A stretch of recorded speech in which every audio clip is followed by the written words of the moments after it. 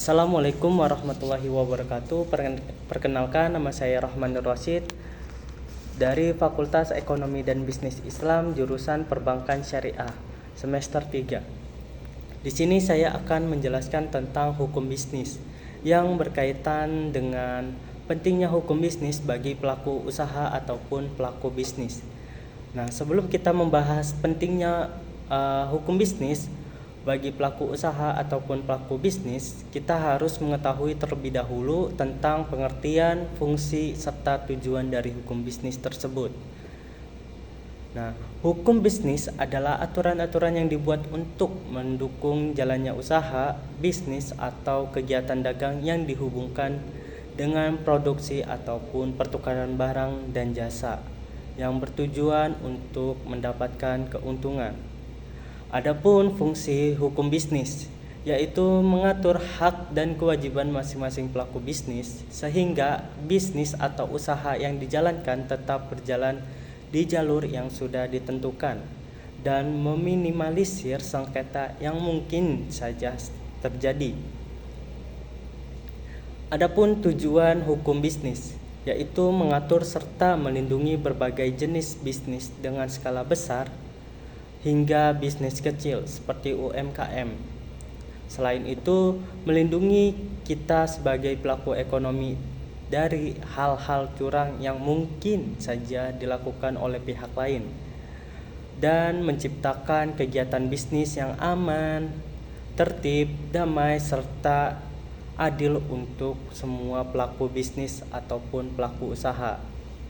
Jadi, apakah penting hukum bisnis bagi pelaku usaha ataupun pelaku bisnis? Jawabannya adalah sangat-sangat penting. Karena dengan adanya hukum bisnis, kita bisa menjalankan usaha dengan lancar tanpa hambatan, aman, tertib, dan adil serta meminimalisir sengketa atau resiko-resiko buruk yang bisa saja terjadi. Adapun Undang-Undang Perlindungan Konsumen. Sebelum membahas terkait Undang-Undang Perlindungan Konsumen, kita harus tahu terlebih dahulu sumber-sumber hukum bisnis. Nah, sumber hukum bisnis yang berlaku di Indonesia terbagi menjadi dua, yaitu sumber hukum material dan sumber hukum formil. Nah, sumber hukum material yaitu hukum yang didasari oleh agama, kondisi sosial ekonomi masyarakat, serta tata hukum yang berlaku di negara lain. Sedangkan sumber hukum formil yaitu berdasarkan dari Undang-Undang Dasar 1945, Undang-Undang, Peraturan Pemerintah, Keputusan Presiden, hingga Keputusan Hakim. Jadi, sumber hukum yang berkaitan dengan Undang-Undang Perlindungan Konsumen adalah sumber hukum formil, sehingga kita akan mengupas yang terdapat pada sumber hukum formil. Nah, di dalam sumber hukum formil ini terbagi menjadi 4, yaitu hukum perdata, hukum publik, hukum dagang, dan peraturan perundang-undangan.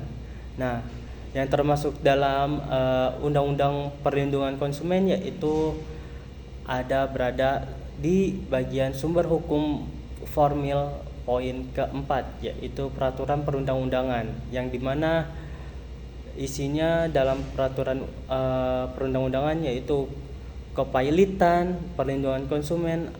Undang-Undang Perlindungan Konsumen terdapat pada Undang-Undang Nomor 8 Tahun 1999 yang berisi tentang pemberian perlindungan kepada konsumen dalam rangka memenuhi kebutuhannya sebagai konsumen, serta mencakup mengenai hak dan kewajiban konsumen, hak dan kewajiban pelaku usaha, dan cara mempertahankan hak dan menjalankan kewajiban tersebut.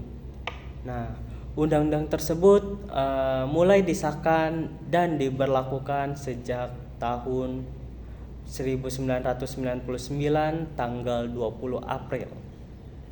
Mungkin itu saja yang bisa saya sampaikan dan saya paparkan. Jika kalian ada pertanyaan, silakan kalian tulis di dalam kolom komentar ya. Kurang lebihnya mohon maaf. Wassalamualaikum warahmatullahi wabarakatuh.